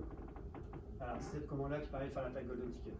Donc ça, le Golden Ticket, c'est ma porte dérobée. Je vole KRBTGT, et puis juste après, je balance le crypto. Je rançonne les gens, et puis comme ça, quand ils m'ont payé, je renvoie le crypto, puisque je peux repasser dans ma ami quand j'ai envie. Et me repérer, une deuxième fois. Parce que je suis un homme très malheureux. Non, c'est horrible. Hein. Donc la morale de l'histoire, c'est qu'il va falloir durcir sévèrement les AD. On n'a pas le temps de montrer, mais on a un outil qui s'appelle Azure ATP, qui marche pas trop mal chez Microsoft, qui est capable de détecter le pendant de l'attaque précédente, qui était un DC Sync. Là, il est capable de détecter ce qu'on appelle un DC Shadow. Ce DC Shadow, c'est Sébastien Paulet, je vais lui faire croire que j'ai un objet plus récent que j'ai créé moi-même qui est fictif. Et il va répliquer comme ça un compte, sauf que ça va bypasser tout le processus standard d'audit de la gestion du compte. Voilà comment je vais pouvoir créer un compte Guillaume Mathieu Black ou Dark planqué dans le conteneur système sans que le moindre outil d'audit soit capable de voir qu'il y a un compte qui a été créé. Ça s'appelle l'attaque DC Shadow. C'est le pendant inverse de DC Sync que vous venez de voir. Le DC Shadow, c'est Sébastien Paulet croit que je suis contrôleur de domaine et réplique des informations que j'ai fictivement créées. Et il réplique donc un objet, mais ça bypass tout le reste du process standard qui dit que quand un objet est créé, il y a un audit qui est généré. Donc c'est pour générer des portes dérobées, c'est terrible. Et ce DC Shadow, Azure ATP est capable de le détecter. Pas son pendant on-premises s'appelle attaque. Et plus synthétiquement, voilà tout ce que vous devez faire pour appliquer et durcir un annuaire AD. Sachant que ces étages-là de la pyramide doivent être mis en place en priorité avant d'appliquer les autres étages. Donc acheter Azure ATP c'est bien, mais si vous n'avez pas fait ça, vous êtes toujours au niveau 0. Donc si on n'a pas des OS et des applications à jour, considérez que même le modèle d'administration AD c'est moins critique. Si vous n'avez pas fait ça, mais que vous commencez à travailler durcissement des OS, vous n'avez rien compris, il faut d'abord travailler votre modèle d'admin. Voilà. Donc c'est ce genre de choses, si vous voulez, on en rediscutera, mais hors session, parce que sinon je vais écourter la session de mon collègue, il reste 30 bonnes minutes sur un super sujet. Et donc l'idée, c'est que faut durcir AD, mais des fois il n'y a pas le budget. Et pour une boîte de moins de 50 personnes, moins de 100 personnes, est-ce qu'il y a encore besoin d'un AD? Bah, moi je me pose la question, parce que très clairement on peut faire plein de belles choses avec Intune. Donc par exemple, Sébastien, tu vas pouvoir nous parler de tout ce qui est blocage de machines non sûres, mais après on va même parler de gestion, de management. Ce que vous allez pouvoir faire pour chacun des types de machines, donc que ce soit pour vos iPhones, vos Android ou vos Windows, vous allez pouvoir définir un certain nombre de prérequis.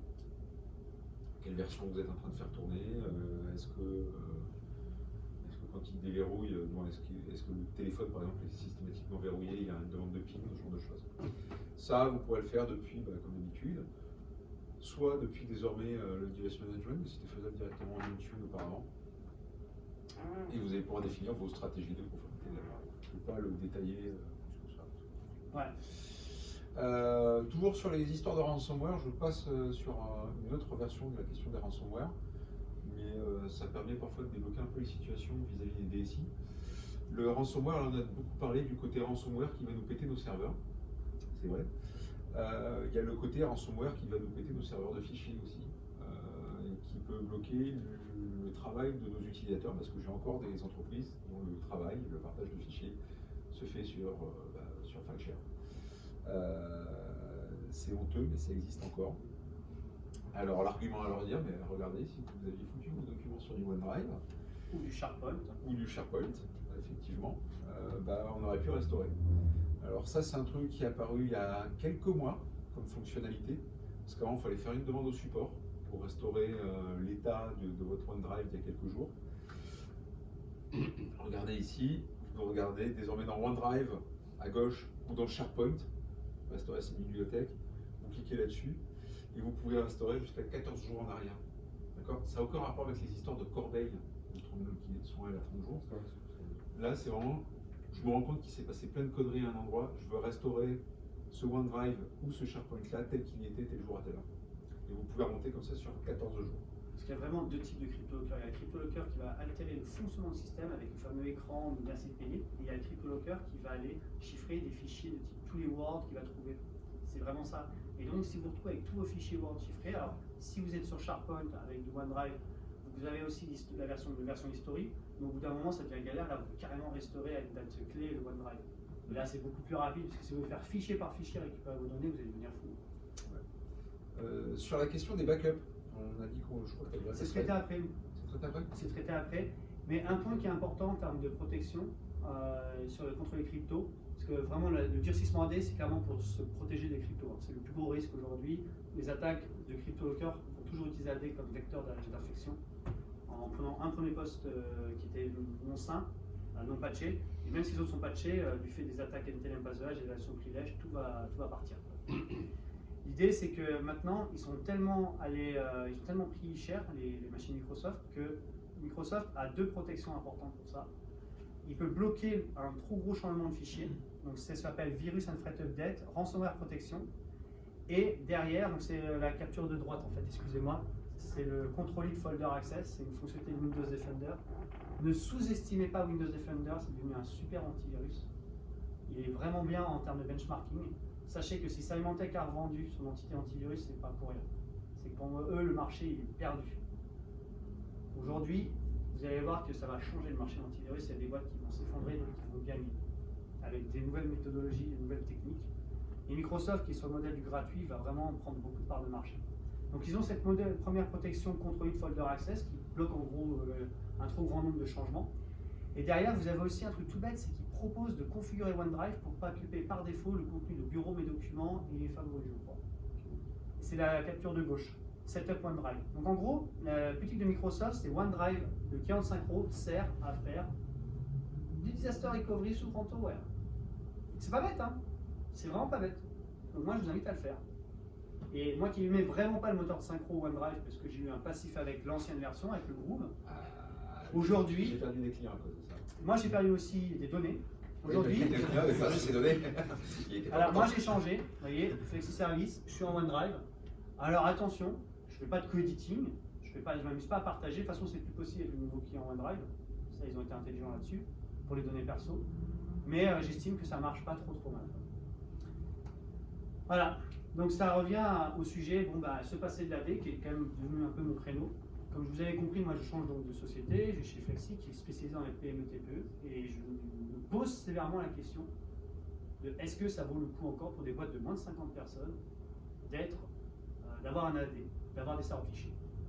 Parce qu'on l'a vu, dans le cas de nos démos, Azure AD peut devenir un annuaire d'entreprise. On l'a vu avec le ServiceNow qu'on a interfacé. On a eu les farces habituelles de tenantes en maintenance pendant la démo, mais ça c'est pas grave. Et on a vu que ça pouvait devenir un très bel annuaire d'entreprise d'authentification avec les machines jointes à Azure AD. On n'a pas encore vu, et ça, si on a le temps, mais après, à la fin de la session, je vous ferai des démos d'Intune pour déployer tout ce qui est GPO. On a avec Intune la possibilité de gérer les postes Windows 10 et de déployer l'équivalent de GPO. Je crois que j'ai une slide là-dessus. Donc sinon, je vous ai mis les super liens là-dessus. SharePoint OneDrive, il y a un outil de migration pour migrer vos serveurs de fichiers vers SharePoint et vers OneDrive. Alors je voudrais quand même rappeler la règle. Sébastien me remerciera d'ailleurs, je pense. Les serveurs de fichiers partagés, c'est pas OneDrive, c'est SharePoint. Les données personnelles, là, votre dossier personnel, ça c'est OneDrive. Bien que OneDrive on puisse partager à d'autres utilisateurs, ça devient vite le foutoir. Les données d'entreprise partagées, là les dossiers commerce, marketing, compta, DSI, ça doit être sur du SharePoint. Ou du Teams. Ou du Teams, voilà. Mais du Teams c'est quand même du SharePoint derrière. Là la tendance serait plus de migrer dans du Teams que sur un pur SharePoint basique. Alors, dans les usages, si on doit faire une parenthèse, grosso modo, Teams c'est vraiment sur les espaces collaboratifs. Je fais de la gestion de projet, ce genre de choses, c'est Teams. SharePoint, je vais le garder soit pour faire de l'intranet, publication de contenu, des trucs très visuels, soit pour faire entre guillemets de la chaîne lourde. C'est-à-dire des trucs avec des grosses métadonnées, ce genre de choses. Ok. Tout le reste, c'est Teams qui va le faire. On peut garder pour la donnée organisée, ça ira pour le moment encore dans du SharePoint. Ah oui, tu ne peux pas le faire autrement. Si tu veux faire des règles de permission un peu alambiquées, des trucs comme ça, SharePoint pur. Et dans OneDrive, à vrai dire, alors là où chez Microsoft m'enquiquine un peu, c'est qu'à chaque fois ils vendent aux gens OneDrive c'est limité, c'est la fête du site, vous foutez tout ce que vous voulez dedans. Bah non, faut pas laisser les gens mettre tout ce qu'ils veulent dedans, c'est pas vrai. Parce que sinon, surtout en plus dans les déploiements, souvent les gens déploient OneDrive avant de déployer Teams. Ouais. Grosse Une erreur. grosse erreur. Parce que vous apprenez aux gens à avoir un comportement individualiste avant d'avoir un comportement collectif. Il faut le faire dans l'autre sens. D'abord, vous éduquez vos utilisateurs à avoir un comportement collectif. Une fois que ça c'est bon, vous leur dites et pour le petit delta qui peut rester à côté, vous utiliserez OneDrive. Comme ça qu'il faut le penser. Pas à l'inverse. Les commerciaux à chaque fois me demandent OneDrive. Ouais. Non, mais je suis complètement en phase. Alors, on n'a pas parlé, mais il y a beaucoup de tout serveurs WSUS. Ça aussi, c'est une bestiole qui va mourir. Pourquoi? Parce qu'avec Windows 10 for Business, qui est gratuit, hein, c'est des GPO en fait, Windows 10 for Business, et surtout quelque chose qui s'appelle Delivery Optimization. Alors ça, j'ai 2 personnes à la salle qui vont se reconnaître. On peut arriver à mettre à jour des centaines de postes sur un site de type, par exemple, site en Afrique avec la pire bande passante d'Afrique possible. Et on va télécharger une seule fois les updates, il est très loin. On va télécharger une seule fois l'update et après les autres stations de travail vont faire du peer-to-peer pour récupérer les mises à jour. Ça s'appelle Delivery Optimization, il faut l'activer, c'est pas activé par défaut. Et c'est mortel. C'est-à-dire que j'ai plus besoin d'un serveur WSUS. Maintenant, est-ce que j'ai encore besoin d'avoir mon SCCM? Pareil, aujourd'hui, nos clients, par exemple Paris, tout le monde est en fibre. Presque tout le monde. Est-ce que j'ai encore un intérêt d'avoir un point de distribution?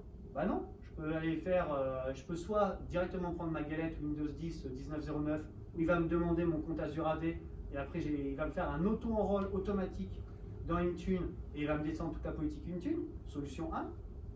Alors là, il faut encore que l'utilisateur saisisse son adresse Azure AD, donc son login, qui correspond à son email généralement.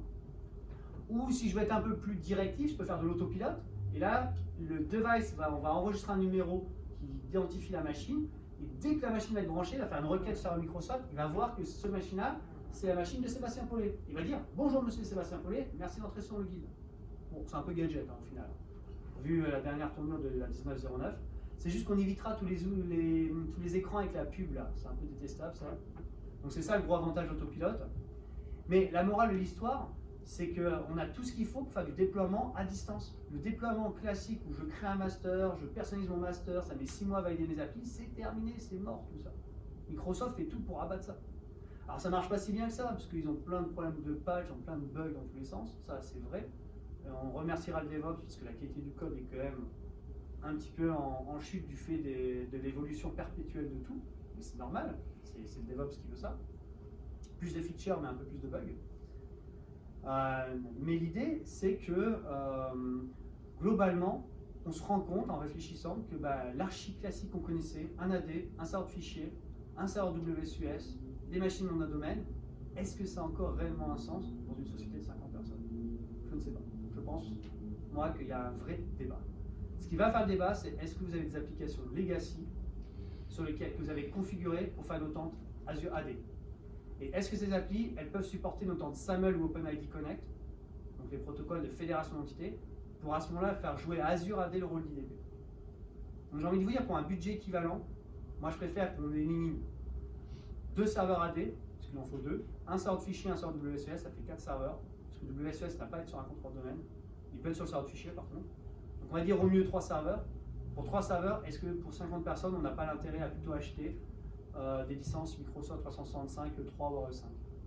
C'est un vrai débat comptable. Ce qui va définir ça, c'est le modèle économique pour les sociétés de type Flexi en intégration. C'est est-ce que Flexi peut gagner de l'argent en vendant du Microsoft 35 au lieu de vendre l'hébergement 3 serveurs? Si elle ne le fait pas, elle gagne pas d'argent parce que les gens iront sur les solutions. Alors la réponse, elle est là. Donc, justement, je vais être très provoqué, c'est plus pour mes collègues dans la salle. Oui, si c'est pas Flexi qui le fait, d'autres le feront et on perdra le client. De toute façon, il n'y a pas de débat. Il y a encore de belles choses à vendre, type des clés limitées pour faire du password. Ils sont pas tous mûrs encore. Hein? Les clients sont pas tous mûrs.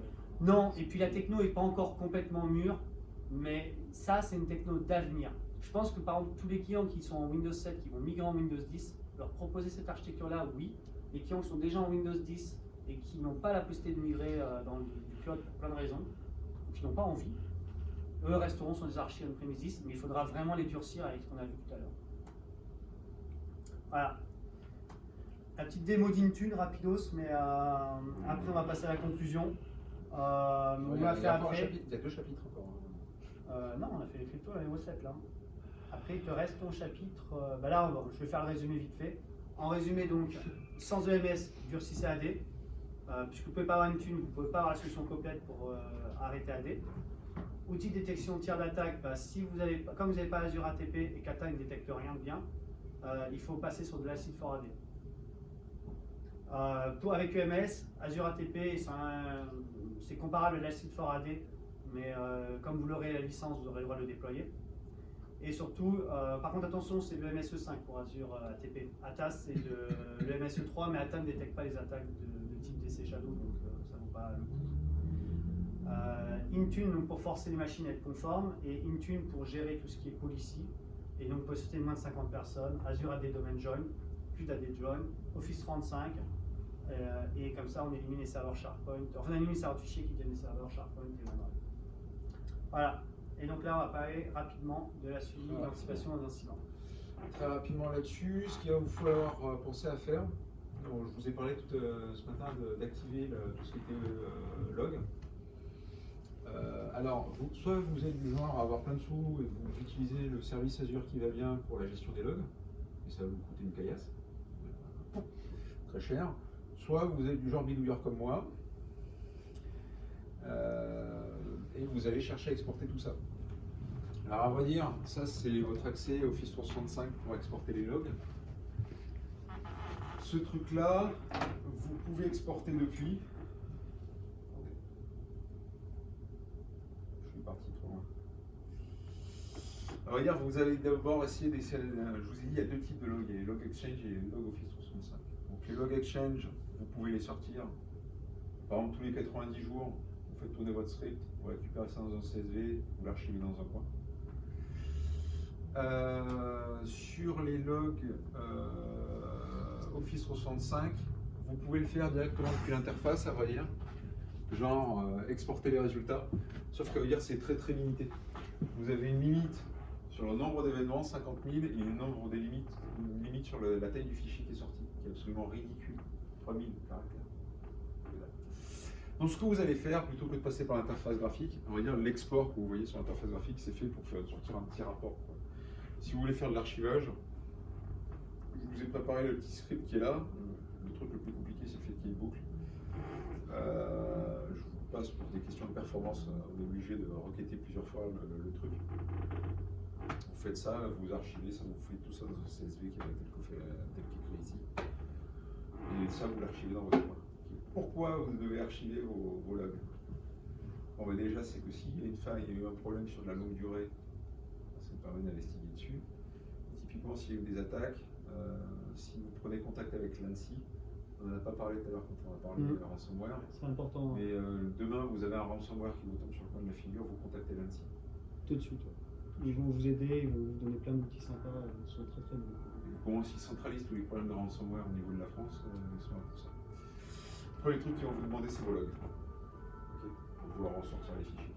Pour vous dire le niveau de compétence à l'ANSSI, ceux qui ont créé Acid for AD, l'alternative à Azure ATP, c'est d'anciens de l'ANSSI.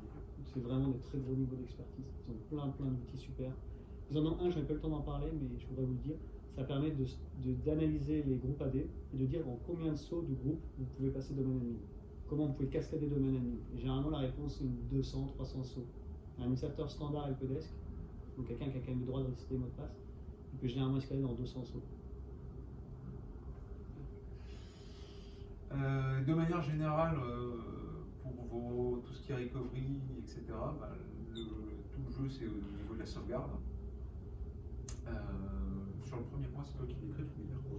Oui, tu voulais que j'en parle? Ouais, le premier point. Ouais. Ce qui est important dans la partie stratégie de sauvegarde, c'est que Microsoft a adopté une logique de réplication de la donnée.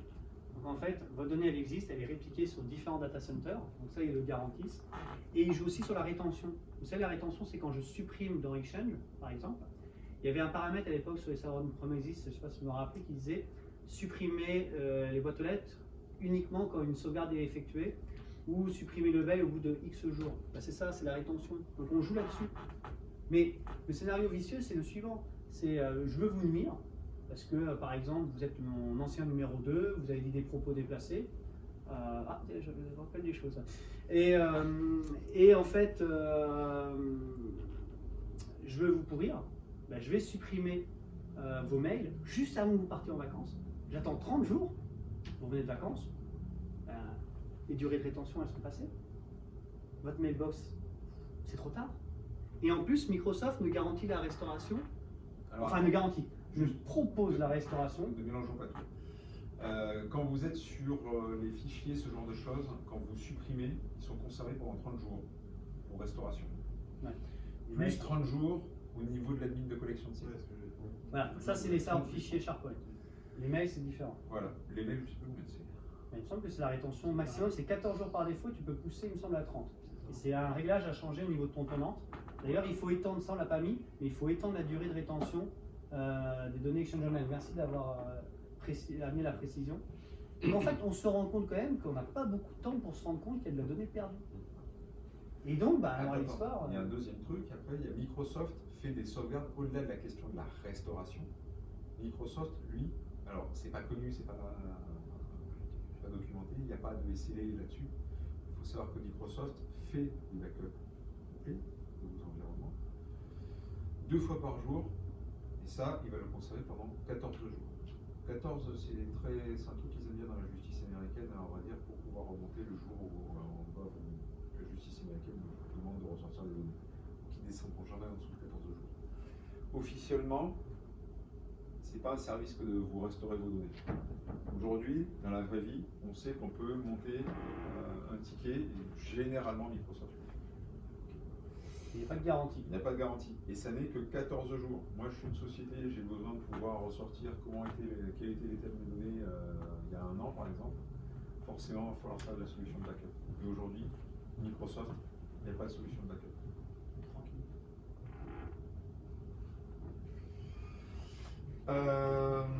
Très rapidement aussi, vous avez un truc merveilleux qui s'appelle le Secure Score.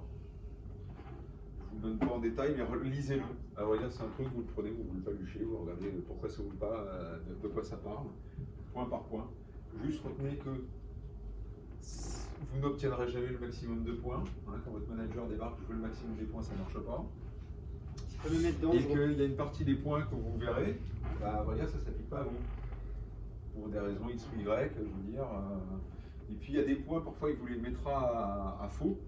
Pourquoi? Parce qu'il va vous dire, je voudrais que tous mes admins soient en MFA. Et je vous ai expliqué tout à l'heure que je ne veux surtout pas que les admins soient en MFA. Enfin, pas tous, je garde un compte.